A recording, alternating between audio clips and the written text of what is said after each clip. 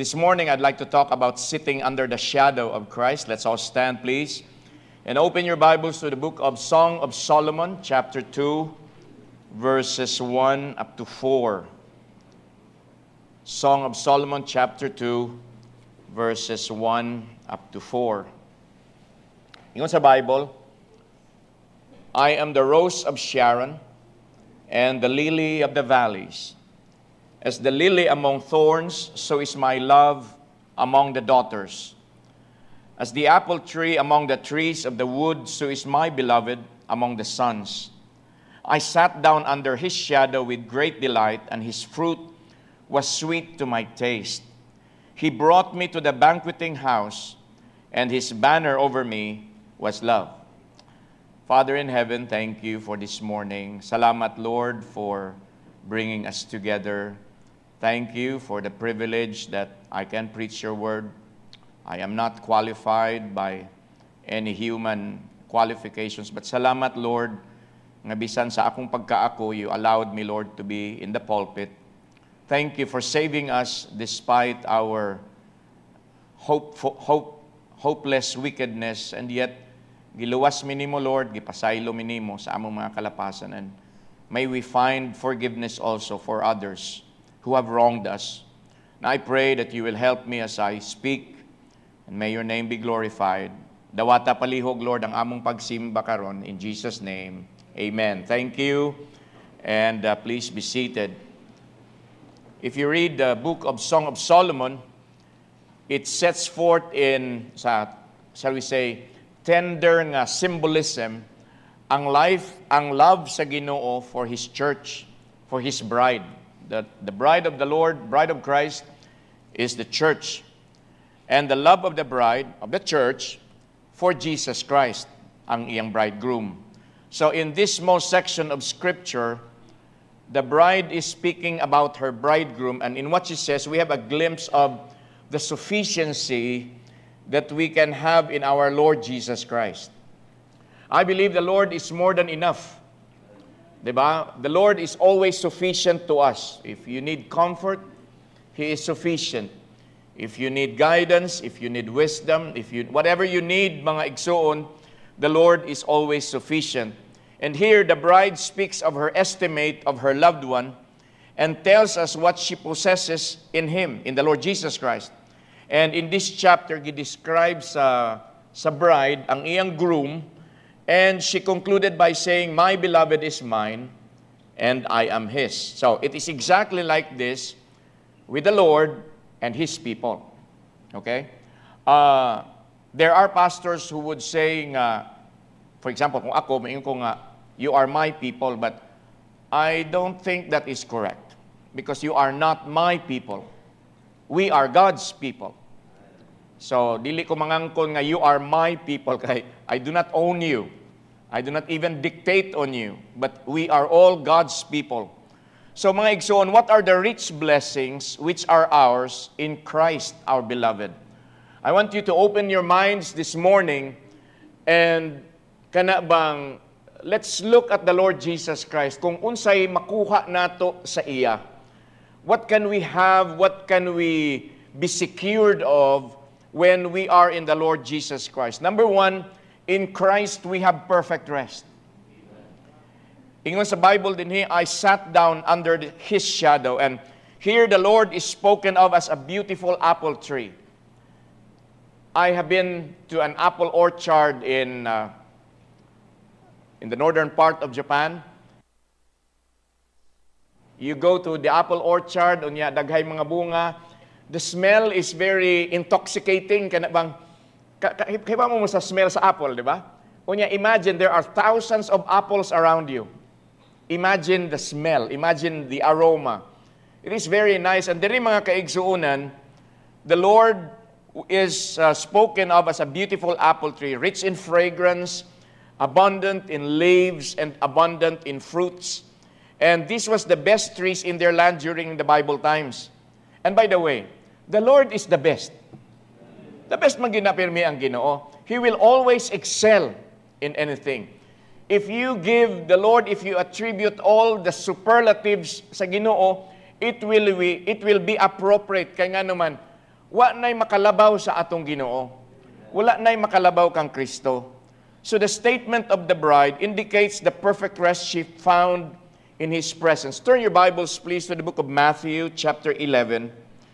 The book of Matthew, chapter 11, verses 28 up to 30. Unsay giingon ni Jesus Christ, "Come unto me, all ye that labor and are heavy laden, and I will give you rest.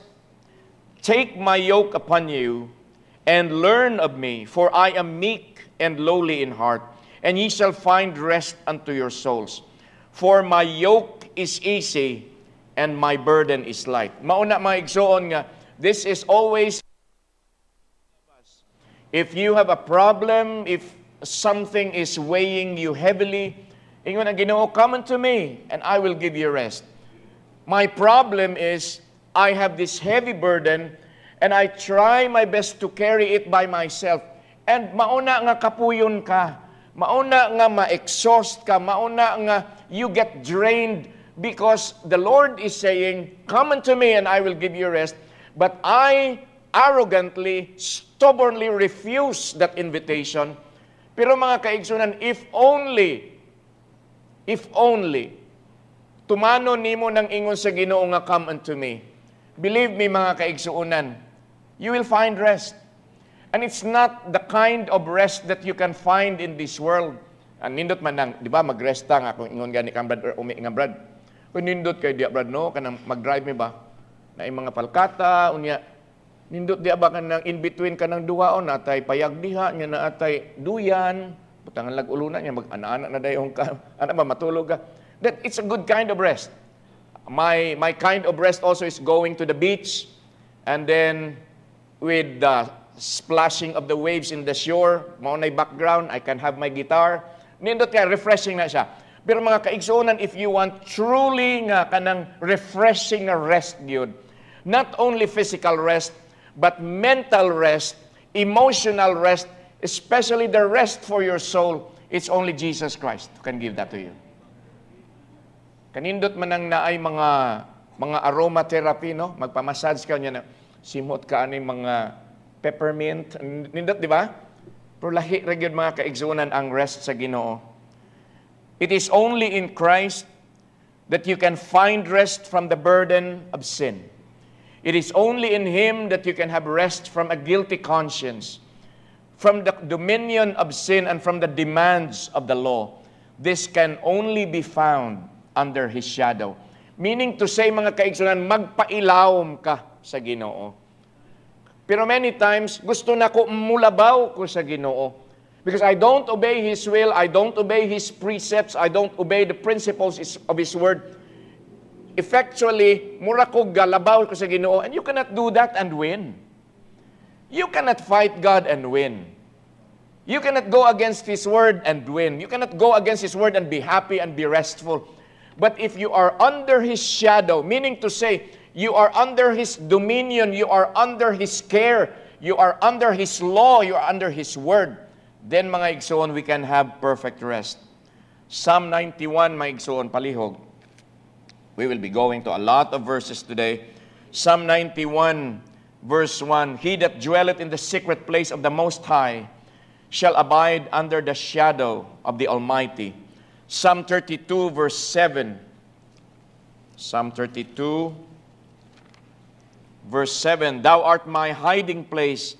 Thou shalt preserve me from trouble. Thou shalt compass me about with songs of deliverance." Kanindot, no?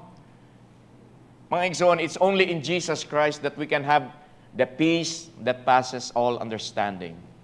Kana bang, dili ka kasabot nga, kagubot sa kalibutan, kagubot sa Pilipinas, trouble here, trouble there. It seems to you nga, grabe na gyud murag, hopeless na gyud ning atong Pilipinas. And yet you can still say, "Salamat Lord, nga I am with you. And thank you Lord that I know that you are in complete control. And I don't need to question God, why are you allowing this, Lord?" I don't have the right to question God. I don't have the right to say, "Lord, nganong ingon man ginatugutan, di ba Prince of Peace ka, nganong gubot man me?" Mga kaigsuunan, we can have the Prince of Peace in our hearts. And despite what's happening to our country today, we can still say, thank you, Lord, for saving my soul. Thank you, Lord, that you are a God who is victorious. Salamat nga ingon ana ang atong Ginoo.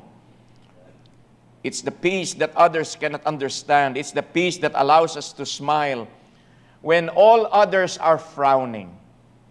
Have you been to a meeting unya tanang tao gamugot? Nya ikaw kanang okay ka ba kanang murag kay problema ba?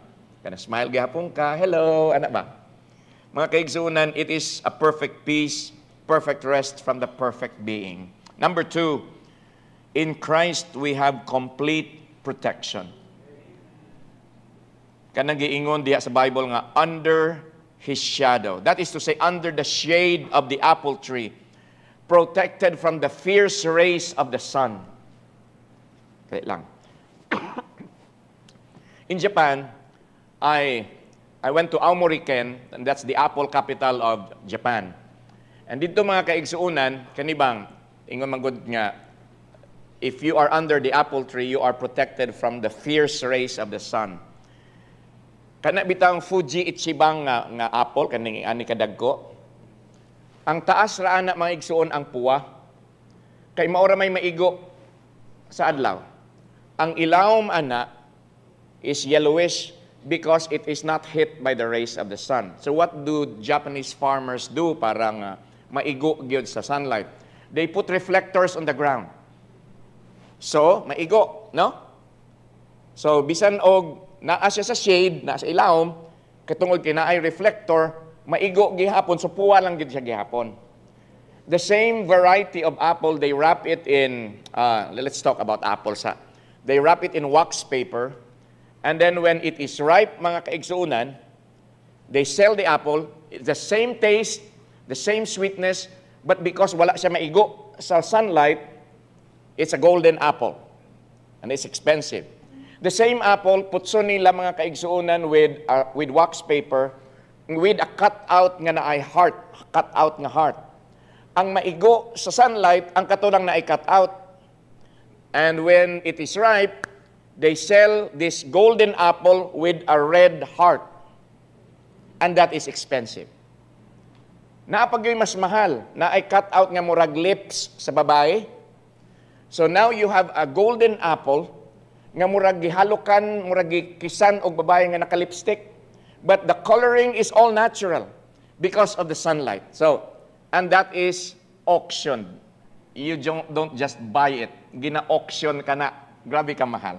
Anyway, mga kaigsunan, going back to our lesson, kanibang giingon nga under His shadow. The word shadow in scriptures denote protection. Look at Psalm 63, please. The book of Psalms 63, verse 7.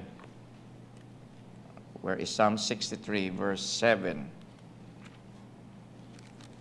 Ingon sa Bible, because thou hast been my help, therefore in the shadow of thy wings will I rejoice. So what is the protection we have in Christ? It is a twofold protection. Number one, it is the spiritual protection. Spiritual protection is for unsa? For the soul, for eternity. Look at the book of John chapter 10. Maayo nang abri kita sa Bible, mga kaigsunan. John chapter 10, verses 28, 29. Ingon ni Jesus Christ, ha? Verbatim words ni Jesus Christ. And I give unto them eternal life. By that word alone, eternal, that is self-understandable. Eternal is without end. Bisag asa pa nga dictionary mag-abot. But then, gi-qualify pagid sa Ginoo, and they shall never perish. Neither, gi-qualify pagid further, shall any man pluck them out of my hand. So, grabe na gyud na mga kaigsuunan nga assurance for the eternal security of the believer. Next verse, my Father which gave them me is greater than all, and no man, no religion, no sin is able to pluck them out of my Father's hand. Okay? Let me explain that a bit, mga kaigsuunan. Once naanak ka kang Jesus Christ, if you have truly accepted Christ as Savior, kana kung tinuod yun ha, The Bible says that you are saved forever. Pero pastor, makasala pa man ta? Yes. Makasala ta. Ako makasala, gihapon ko. But it doesn't take away the relationship that you already have with the Father. Ang mawala din ang joy of salvation. It's the fellowship that gets distorted. Kaya nga naman, we grieved the Holy Spirit. We grieved the Holy Father. We grieved the Lord Jesus Christ. But the relationship stays. Ingon ani mga igsoon na about salvation, you cannot do anything to merit salvation. And you cannot do anything to lose your salvation. Because once you are in Jesus Christ, you are secured forevermore. Mauna ang spiritual protection, mga igsoon. Kung naay gusto makigdebate din di lang ko makigdebate kay nag-ingon rabas Pastor Jovito nga, Johnny, ang pulong sa Ginoo dili na debatihan. Pero usay ganahan ko makigdebate pero ingon man gud si Papa ayaw so di lang gyud. But you see mga kaigsuonan, the words of the Lord Jesus Christ alone. I don't know why other pastors would be preaching niya kanang pinaugat pagid ang kanang ilang liog dinhi nga. Kinahanglan maluwas kapag kausab. Salvation is once in a lifetime, mga kaigsuonan. If you are truly saved, you have that spiritual protection. And please understand John 10:28 and 29. Kumuingon gani and have everlasting, John 3:16, but have everlasting life. Bisag asa pa ta nga dictionary or whatever, you use thesaurus, whatever. Maura yun na ang meaning, walay katapusan. And that is our spiritual protection. What else? Physical protection. So long as God wills it. Kung dili pakabubuton sa Ginoo nga mamatay ka, mabuhi gyud ka bisag naligsan pa kag pison. Bitaw. Pero ayaw po magpaligis kay mga di pa man siguro willing si Ginoo niya magpaligis ka, ayaw po. Ako mga kaigsunan, I really thought I was going to die 2 years ago. But then it was not yet God's will. So ko nga, salamat Lord. Ma'am Russell was praying, ayaw sa Lord, kasi Mike og si Kim, wa pa namin niyo, anak ba, no? Kay, luoy po si Mike og si Kim, luoy po Lord, luoy po me, anak. But anyway, di pa man ako panahon, gibuhi pa ko sa Ginoo. But mga igsoon, wherever we go, there is that protection sa Ginoo. I told you about the protection of David Livingstone, I think last week. Grabe gyud mga kaigsunan. I can tell you about the protection of kalimot na ko sangan. Pastor James Lanson in Esperanza nga. Nag-ingon sa iya nga patsyon ta ka. Unya ni gawas si Pastor Lanson. Nakita ni ang tao pero wa man siya hilabti. Later on after a long time nang siya nga nigawas ba ako ni aki wa man koy nakita pastor. Ni daghan ba mi nigawas gikan simbahan. Di wa gyud koy nakita pastor. Ayan na bitaw. Grabe ang protection sa Ginoo, basta kay kabubot-on niya. Pero mga kaigsuunan, especially my brothers who drive motorcycles, let us not abuse and presume on God that God will always protect us. Ayaw na ng mga banking-banking, mga naana. Ay, that is really foolish. Unya ang helmet na din eh. Ang helmet is designed for the head, not for the elbow. Unya, pinanaana pag yun. Unya, pinanaana, ngay. Ay, mga kaigsunan. You are just annoying the people. Kita nga mag-drive, mag-careful ta. O mga young people, ha? Nindot ra ba kayo mga motorcycles? Be careful. But I can assure you that God is going to protect you. That is why I pray for you. I have been praying for the Binayons because they are traveling right now. Ganina, while the choir was singing, I bowed my head and say, Lord, ni Brother Ruben, gabiyahe karon palihog, Lord, paabutang nga safe. Kay naa ang protection sa Ginoo. Our protection is summed up beautifully in Colossians chapter 3, verse 3. Tanawa palihog ang Bible, Colossians chapter 3, verse 3. Asa na si Colossians? The Bible says, for ye are dead, and your life is hid with Christ in God. It means to say, we are dead to this world, we are dead to sin, But our life, my life, your life, if you are in Christ, is hidden with Christ in God. Number 3, in Christ we have abounding joy. Kanindot, no? Ingon sa Bible, sa atong gibasa, with great delight. Delight is something more higher than, sa higher degree than happiness. Kana mo yung nga, I'm happy. Nya mo yung nga, I'm delighted. Mas grabe na siya. Mas grabe na siya nga level of joy ba? Mga kaigsuunan, salamat nga ang atong kalipay naa sa Ginoo. It's not in the Marcos administration. It's not in the Dutertes. It's not in any institution. But my joy, your joy, is in the Lord. And because it's in the Lord, it is abounding. Murabag umaapaw kung sa Tagalog pa.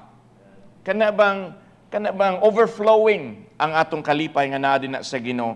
1 Peter chapter 1 verse 8, please.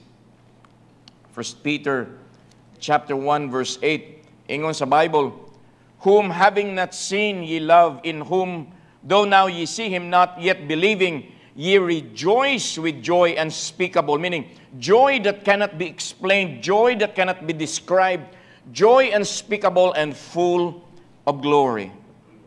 We find a similar passage in Psalm 16 verse 11. So, as we enter into and experience the Lord's own joy, remember kaning joy sa Ginoo, it was full even at the eve of His death.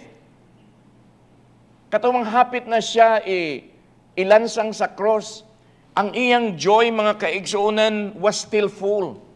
Because it was a supernatural joy, and it is a joy that is experienced even in the midst of sufferings and testings. Naiuban din nga ako mga igsoon nga nahibaw-an nga you are undergoing sufferings, you are undergoing testings, you have tribulations in life. There is turmoil inside your heart and in your minds. You are tortured, mga kaigsunan, because of problems, because of hatred, because of unforgiveness, because of bitterness. Mga kaigsuunan, you claim the joy of the Lord. Claim it. Kay mga igsoon, bisag unsa pay problema nato, we can still rejoice. Kanindot sa inyong kanta ganina, look at what's happening in our country today. Gubot. But you were singing very nicely ganina, because that is because of the abounding joy in Jesus Christ. If you are saved, you should have the abounding joy of Christ, because joy is not the absence of trouble, but joy is the presence of Jesus Christ in your heart. Magin na problema. Ayaw mo gunahuna nga kung madawat na ninyo si Kristo, wa na mo'y problema. Nagyapon, oy. Napagudaan ng kalibutan nga perting gubuta. We are still in our sinful nature. We can still make mistakes. We can still make wrong decisions. We can still sin. And so, naagid gihapon ng mga problema, but joy is not the absence of trouble. It is rather the presence of the Lord in our lives. We sing the song, joy is the flag that we fly in the castle of our hearts. Why? It is to show that the King is in residence. Tung unang panahon, mga kaigsunan, ay mga palasyo, na ay mga castles. Kung nakataas gani ang flag sa king, it means to say, the king is there. The king is in that palace. He is in his throne room. If he is going to war, if he is going somewhere to visit his constituents, ang flag ibaba na. Kay wala ang king. The king is not in residence. But in our lives, mga kaigsunan, the flag of the Lord God is joy. Nakay kalipay. So it means to say, if you have Jesus Christ in your heart, there should be joy. I am going to question your salvation if you say that you have Jesus Christ, nga nagsige lang kag mugot. Hello, mga kaigsunan. You're in church. Gamugot gid gihapon. Ngano man? Di mo ganahan sa akong naong, may problema na, pero smile mo, nagud ang Ginoo. Di ba? Suko mo sa ako. Ay, mga kaigsunan, I should not be the one to control your moods. Bisag mag-wild pa ko din you can still be happy kayo. I should not be the one controlling your mood. It should be the Lord Jesus Christ. Pag aninin mo ni ananing akong igsuon nga nakautang, Way bayad-bayad, unya kung mag-text ko, di lang ko tubagon, suko kay ko, ano? Smile gihapon, mga igsoon. Because it shows that the king is in residence there, inside. The German philosopher Friedrich Nietzsche said, he said about Christians during his time, siya nga, I would believe in their salvation if they looked a little more like people who have been saved. So here is this man who knows nga, kani si Friedrich Nietzsche, nga, kay bawo siya nga, kung Kristohanon ka, dapat malipayon ka. So nasiguro yung mga tao nga nag-ingon nga, I'm a Christian. Ingon na siya nga, di kong tuon ni mo, kay, sige makagmugot. Pati post ni mo sa Facebook, puro mugot. Pati post ni mo sa Instagram, puro mugot. Naunsa na mga kaigsunan, smile food mo, oy. Di ba? Bitaw mga igsoon, being a true Christian is very encouraging. It's very joyful, it's very rewarding. Because, Christianity has its, shall we say, stern disciplines. Christianity has its sorrows. Pero mga igsoon, the end of it all is not a burial, but a resurrection. The end of the Christian life, mga kaigsunan, is not a funeral, but a festival. Mauna nga, dapat magkalipay ta. Yes, naatay problems, but you can rejoice in the Lord. Yes, we have discouragements, but we can do a David by saying, the Bible says, but David encouraged himself in the Lord. If David can do that in the Lord, why can't you? Why can't I? Are you following? Bitaw. Wa gyud nag-encourage na ako diri oy. Kabiha sa ning simbahanan ni. Kung natong na ako'y kwarta, migo na ako silang tanan, karon wa natay kwarta. Wa bala niingon nga, praying for you, Brad. Sige lang, encourage yourself in the Lord gihapon. Okay? Encourage yourself in the Lord. Joy is not a luxury or a mere accessory in the Christian life. It is the sign that we are living in God's wonderful love. And that love satisfies us. Are you satisfied with the love of the Lord? Then you should be happy. Usay gani, bisag sakit ang imong ngipon, di ba? Kisa may ganahan mo smile, may sakit imong ngipon. Di ka ganahan mo smile, di ba? Pero kanang pinahiwi gyapon nga smile ba nga? Sige na lang, smile gyapon. Kay lahi man gyud mga kaigsuonan nga naatay Ginoo. Salamat ta oy nga naatay Ginoo oy. Salamat bitaw ta nga naatay Jesus bitaw nga. We can call on anytime, anywhere you are, with any burden in your heart, with whoever you may be. You can always call on the Lord and ask Him. And then i-claim katong iyang challenge, ang invitation nga, if you are heavily laden, come unto me. In Christ, we have this unending joy. We have this abounding joy. Number 4, in Christ we have bountiful supply. I'm not talking about material things, ha? I'm not talking about money. Ingon sa Bible, His fruit was sweet to my taste. Ang bride din she found complete sufficiency and satisfaction in the gracious provision of the groom for her. Okay? Unsa man ning sweet o satisfying fruit that we as Christians experience because of our union with the Lord Jesus Christ. It is mentioned in Galatians chapter 5, verse 22. Turn your Bibles, please. Galatians chapter 5, verse 22 and 23. But the fruit of the Spirit is love, joy, peace, long-suffering, gentleness, goodness, faith, meekness, temperance. Against such there is no law. This is not a series of fruits. It is a single fruit. Are you following? So mga kaigsunan, kung naanata kang Kristo, dapat naagyod ng love, joy, peace, long-suffering, gentleness, goodness, faith, meekness, and temperance. You know, we cannot produce this fruit because this is the fruit of the Holy Spirit. Bisag kung saan akong paningkamot, dili ginako ni mahimo. Bisag maayo pa ko nga gardener, bisag maayo pa ko nga farmer, even if I own an orchard, I could not produce this fruit. Because this is a spiritual fruit. And that fruit by itself is already umaapaw na, bountiful supply na. Tanawa ra gud mga kaigsunan ha. Anong love man? Tanawa ra gud ng inyong itsura sa espeho? Look at your reflections. Do you really honestly think that you are lovable? Naman ko po uban nga feeling gwapo, feeling gwapa. Ako honest ko eh. Kaya bisag asa ko nga, bisag katupang mga mahalon nga espeho, maura magyapong itsura ah. Sabi ko, salamat Lord kay bisag asa nga anggol, wag gyud ko'y makita nga encouragement. But mga igsoon, salamat sa Ginoo that I do not deserve the love of God. And yet He loves me. What about you? Do you deserve the love of God? So in return, mga kaigsuunan, because I have this fruit, I look at Brother Samuel, this unlovable man, this wicked man, this sinful man, daghan siyang sala. Pero mga kaigsuunan, because of the love of God, I can still love this unlovable man. Why? Because I am very unlovable in the first place, and God gave me His love. Sikinsa man ko, sikinsa man pud mo, that I would receive this love, and I cannot give love to my brother. I look at Manang Maribek, di ko ganahan sa iyang height, di ko ganahan sa iyang tanan, di ko ganahan ka ng Maribek. And yet, because of the love of God, I hate Manang Maribek, but because of the love of God, I can bring myself, I can make it an act of my will to love my sister in the Lord. Why? Because of the love of God.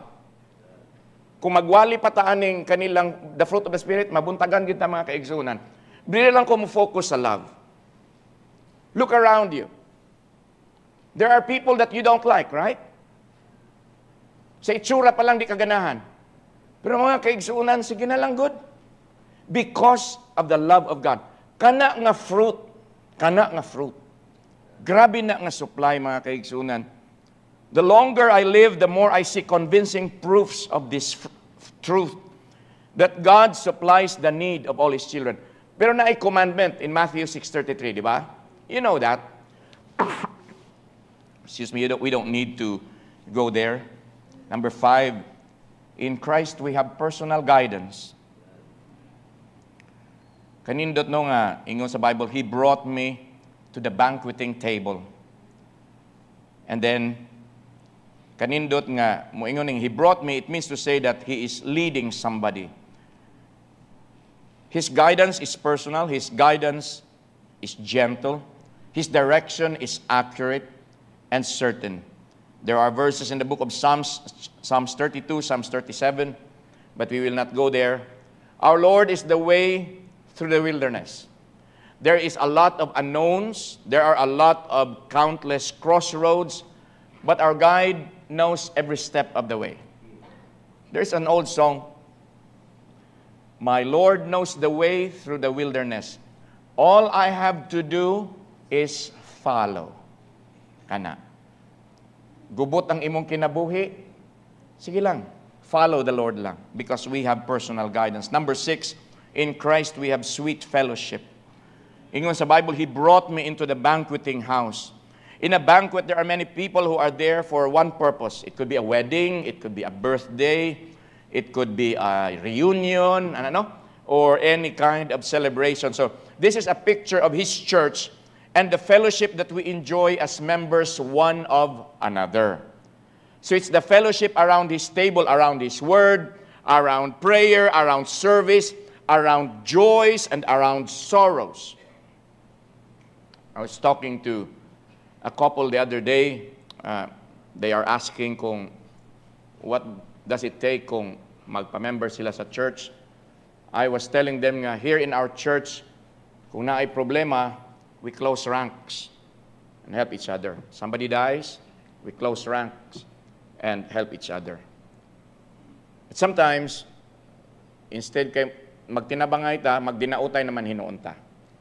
And that should not happen. Okay? Enjoy, mga kaigsoon, in blessing, dapat united ta.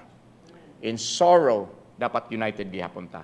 Because we have this common denominator called Jesus Christ. Okay? So we have sweet fellowship. We are all one in Christ. In Galatians chapter 3, verse 28, ingon diya sa Bible nga, we are one in Christ. Letter A, we are possessed by one life. In John 15:5, tanaw na to palihog. In John chapter 15, verse 5, o sa ingon sa Bible, ingon si Jesus, I'm the vine, ye are the branches. He that abideth in me, and I in him, the same bringeth forth much fruit. For without me, ye can do nothing. I have the life of Jesus Christ in myself. You also have the life of Jesus Christ in yourselves. So we have one life. Isa ta diha kang Kristo. Letter B, we belong to one body and one family, and we have a series of verses there. Pero mga kaigsuunan, we are to love one another and we are to protect one another in the Lord. Why? Because we are family in the Lord. We are one body. Yes, there are schisms sometimes in the body. Na ay mga sayop, na ay mga sala in the body. But mga kaigsunan, it is high time for us to grow up and learn that if there is something that is mistaken, we are to forgive. We are to forgive. Kay kinsa man ka nga dili mo forgive. Si kinsa man ko nga dili mo forgive. I have been called nasty names many times. But sige lang. Smile gyapon ko. Kamusta lagi gyapon ko? Saon taman? Dili man ako ang alkanse. I have always said this. If I forgive Brother Bebot, kinsa may matanggalan og kabugaton? Si Brother Bebot o ako? Ako may nag-forgive. Correct? Pero if I harbor bitterness against Brother Bebot, kinsa man po'y magsigig pasan-ana? Be? Si Brother Bebot? Dili. Ako. So lugi gyapon ko. But if I choose to forgive my brother, lahi ra gyud mga kaigsuunan. Letter C, we are joined by one Spirit, and we find it in 1 Corinthians chapter 6, verse 17. We have the fruit of the Holy Spirit, and because we are one, then that fruit should be from us for one another. Letter D, we are secure in one standing. Kanindot no? We are all standing in the solid rock. Kanindot nga, parihas tag ginabarugan. Excuse me. Tanawa palihog in John chapter 17, verse 21. John 17, verse 21. Ingon sa Bible, that they all may be one, as thou, Father, art in me, and I in thee, that they also may be one in us, that the world may believe that thou hast sent me. Mauna mga igsoon, we are secure in one standing. We have one purpose in life, and that is to serve the Lord. We have one premise why we are serving the Lord. Because He loves us. Unsa may purpose in life? To serve the Lord. Unsa may premise ni mo na ngano man? Kay gilab man ka sa Ginoo. We love Him because He first loved us. It was not me who loved the Lord. Kay by nature ang tao dili ganahan sa Ginoo. By nature ang tao dili ganahan sa pulong sa Ginoo. Kay ngano man, tulisokon man ko sa pulong sa Ginoo. When I read the Bible will tell me makasasaha ka John. Dautan kay ka John. May lang ka mananaw sa uban pero ikaw mismo dautan ka. The Bible, and I don't like this by my nature. But salamat sa Ginoo because He loved me despite my being unlovable. He loved me even though I am not worthy. He loved me even though I was already destined to hell. Kung ako'y Ginoo, maingon sila ko, good riddance. Bahala nagmaimpirno na si Johnny. But the Lord loved me. Mga kaigsuunan, if the Lord did not hang on the cross of Calvary, if the Lord did not provide salvation for me, He will still be God. Una-unahan na ninyo. He will still be almighty. He will still be all-powerful. He will still be the holy and just God. But the Lord did something that was not required of Him. He went the second mile for me. Mauna, nga instead of giving any of the handsome angels to this world to die on the cross, He gave His only begotten Son. Mauna mga igsuon, ang purpose nimo nga naa pa ka sa kalibutan, mga lagad ka. Mga lagad ka. Ang ako mga kaigsuunan ba nga, how I wish many of us here would catch the vision of the Lord Jesus Christ nga, we are to preach the gospel to the regions beyond. We are to preach the gospel here in Butuan City, in this domestic, in our country, and go beyond borders and preach the gospel of Jesus Christ. Salamat sa Ginoo that Pastor Sardan is on his way to Mozambique. Salamat that we have Ma'am Shirley. The other day, I was talking to Eloise, and she has given her life to be a missionary to Vietnam. The other day, I was talking to Brother Christian Agustin, and he has told me, Pastor, 2 years ago pa ni ko, yeah, I remember that. He wants to go to Kazakhstan. Let's pray for these young people. Kaya nga naman mga kaigsunan, mauna ang burden, mauna ang vision sa Ginoo. And I hope this church will catch the vision. Napay uban ni inyo nga nagsulti sa ako. Napay uban nga padungog-dungog, di agi-agi lag joke, pero naminaw ba ang Ginoo? Smile mo diya ang kanang nangaigo ba? Naminaw ba ang Ginoo? Bitaw mga kaigsuunan, we are secure in one standing.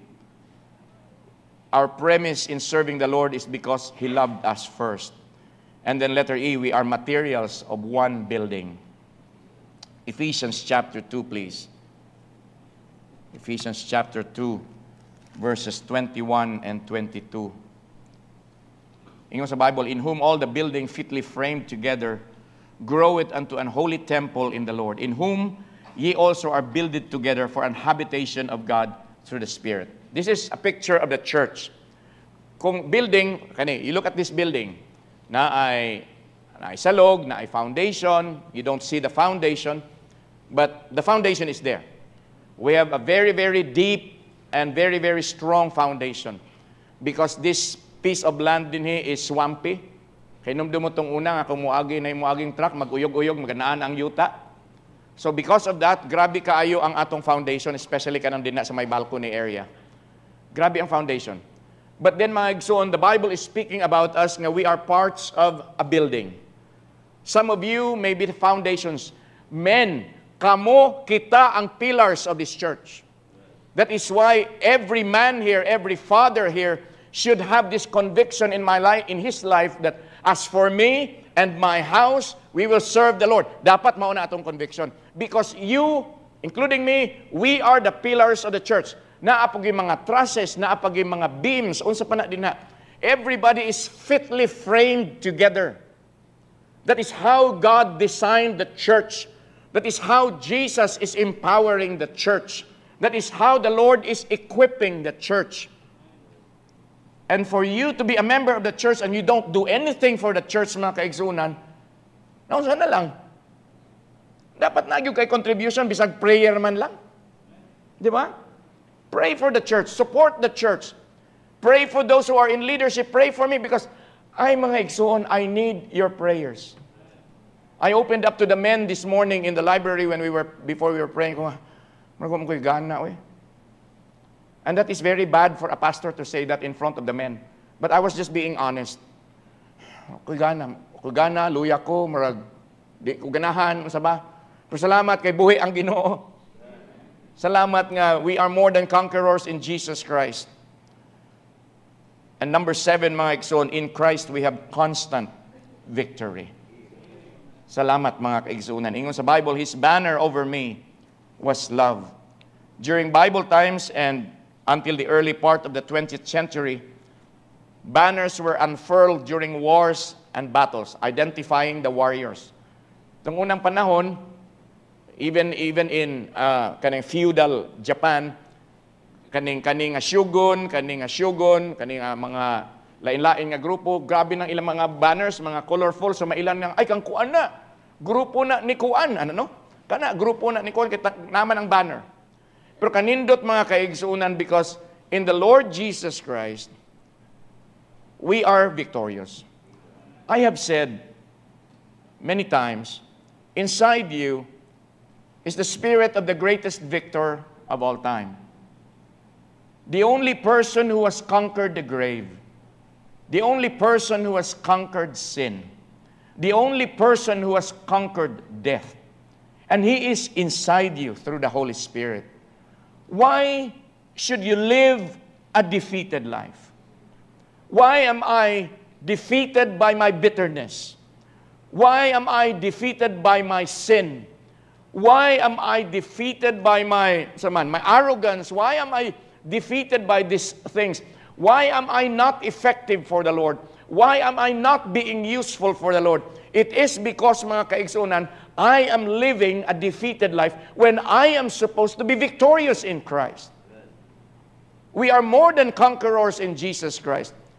If that is so, mga igsoon, then conquer your bitterness. Conquer your pride. Conquer your hatred. Conquer your unforgiveness. Conquer your sin. Because you have Jesus in you. Dili basta-basta nang naa sa ato eh. This is not Genghis Khan.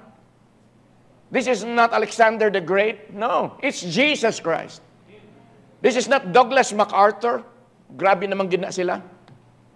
This is not Norman Schwarzkopf during the Desert Storm. But mga kaigsuunan, this is Jesus Christ. He is in me. He is in you. Dapat mga kaigsuunan, magbani ng ugon ta. Nangayo ba ko pasaylo sa Ginoo ko nga kabad ba na ako nagsulti ko sa mga men nga hindi ako gana. I asked for forgiveness kay I was really honest ko nga ko gana gyud. But Lord, sorry, good Lord, sorry, good Lord. Give me power when I preach. Give me passion when I preach. Give me strength when I preach. Through faith in the Lord Jesus Christ, we are more than conquerors. And His banner over us is love. Ang victory sa Ginoo is constant. Wala gyoy panahon nga napildi ang Ginoo. There is never one instant that God or the Lord Jesus Christ is defeated. When He was hanging on the cross, abi sa tanan, wa na, defeated na gyud si Jesus Christ because He died. He died. Even the devil probably thought nga, I won.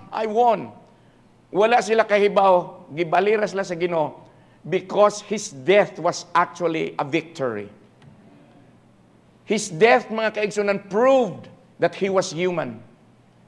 But His resurrection proved that He was God. And He is God until today. So kung maunay naa sa imo, dapat victorious ta, mga igsoon. It is His banner that is over us, not our banners. It is His victory that we share, not something from our efforts and work. Maubitaw na, mga kaigsunan, whenever we experience victory in this church, whenever we experience victory in youth camps, in youth conventions, missions conferences, kung unsa pa na din na, I am very careful in saying, Lord, thank you for sharing your victory with us. Kay without Him, wag yun tayo kadaugan, igsuon. But with Him, we can be victorious. So, salamat, Lord, na you are the victor, you are victorious, and you shared it with us. Salamat sa Ginoo, anak. General Dwight D. Eisenhower said, there are no victories at bargain prices. The victory of the Lord Jesus Christ was not walay bili, was not of no value. Iya biya tong kinabuhi. Iyang kinabuhi ang iyang gihatag para sa ato. So kaning victory nga atong na tagamtaman karon, it is not because of bargain prices nga. Kanang murag walay bili. Kay priceless gid baya ang gihimo sa Ginoo para sa ato. Christ was victorious at the cross as He offered His life for us. We can also be victorious in Christ when we offer our lives to Him. Let me say that again. When the Lord offered His life for all of us, He was victorious. And the only way you can also be victorious in Jesus Christ is when you offer your life to Him. Kana bang, I talked to one of our young people and he said nga, Pastor, I still don't know kung unsay plano sa Ginoo sa akong kinabuhi, but I want you to know, and I have told God that whatever He wants me to do, I will do. In other words, I have given my life to the Lord completely. I told the Lord, use me in whatever capacity you want me to do. Gamita ko, Lord. That's the only way for you to be victorious in your life. Because, salamat nga naatay Ginoo, the devil was defeated at the cross. The Christian finds victory in defeating self at the cross. Mga kaigsuunan, many times we are defeated in our lives because we don't go back to the cross. I'm not talking about salvation. Take for instance, naay ulitaw niadto sa cross, he accepted Christ the Savior, and he got saved. The girl went to the cross, accepted Christ the Savior, she got saved. They got married. Puro sila saved. Gubot ang marriage. Nga naman, they did not take their marriage to the cross. Gubot ang business because they did not take their marriage, their business to the cross. Gubot ang future because you never considered the Lord as your guide. Mga igsuon, nga ingon ni Apostle Paul nga, I die daily. It is a picture, mga kaigsuonan, it is a statement that says, that signifies that daily I should go back to the cross and ask for forgiveness and ask for power and ask for strength. It's not salvation, mga kaigsuonan, because salvation is once in a lifetime. Kaisara na. But then every day, mga kaigsuonan, we have to die daily. It means to say, mubalik ka sa cross, Lord, tabangi ko kay na ako'y problema. Lord, tabangi ko kay hangtod karon, Lord, soko pagid ko kang Brother Chris. Lord, until karon lagot pagid gyapon ko kang Brother Joel. Ay mga kaigsunan, go back to the cross. Go back to the cross. You will only defeat self when you go back to the cross. But no, mga igsoon, I'm so arrogant, I'm so full of my pride, I'm so full of my ego nga ako, si Johnny Brasileño muluhod sa dangay. Mga kaigsunan, you lose. You lose. Dili yung ka magmadinaugon, anak. Many times it takes an act of your will to win. Pugso ni mo imong kaugalingon. Kaya kung di ni mo pugso ni imong kaugalingon, why mahitabo? Mao na mga igsoon, the Christian finds victory in defeating self at the cross. Would you like to do that? Would you like to have victory? Young people, would you like to have victory? Then defeat self. The reason why the Holy Spirit cannot fill me, because I'm so filled with myself. I'm so full of myself. At muna si Mama, magsige na siya kingon, Johnny ha, empty yourself of self so that the Holy Spirit can fill you. And when I am filled by the Holy Spirit, the Bible assures me that I will win. Mudaog yung kakinaagod ang Ginoo. By myself, I will never win. But with the Lord, the Holy Spirit in me, if I allow myself to be filled with the Holy Spirit, imo man ang desisyon, ako man ang desisyon. Ang Holy Spirit, di man mamugos. Kung di yung ka, imo na. Pero kung, if you say, oh Lord, sorry good Lord, kuha aragod ng ako mga kabad, ang akong pagkapangit, kuha aragod ni Lord, and then pun ako sa balang Espiritu. When you do that, the Holy Spirit is willing to help you. And then you find yourself victorious.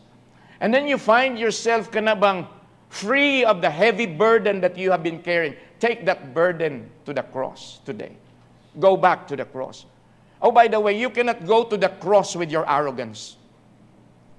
You cannot go to the cross with your pride. You cannot go to the cross and say, Lord, niyara ko, Lord. Taga-era kong victory, Lord, pero suya gid ko ni Kristo na, Lord. Ano you do? You cannot do that. When you go to the cross, you come on bended knees. You come with a kanabang spirit nga, Lord, wag ko'y mahimo, muwa ka. Itugyan ako ang tanan sa imo.